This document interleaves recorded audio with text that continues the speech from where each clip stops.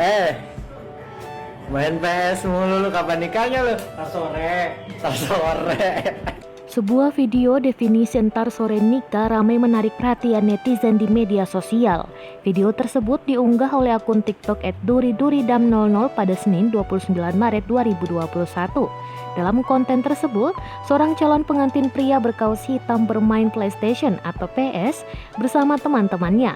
Perekam video lantas memberi pernyataan pada pria tersebut. Kemudian scan selanjutnya menunjukkan pada sore harinya pria tersebut benar melangsungkan pernikahan. Diketahui video tersebut dibuat dan diunggah oleh Adam. Adam menyebut pengantin itu adalah rekan kerja satu kantornya bernama Fajar. Adam juga membenarkan Fajar bermain PS beberapa jam sebelum acara pernikahan. Momen unik itu disebut Adam terjadi pada Minggu 28 Maret 2021 di kawasan Puncak Bogor, Jawa Barat. Adam mengungkapkan acara pernikahan temannya itu dilangsungkan di sebuah villa pada sore hari.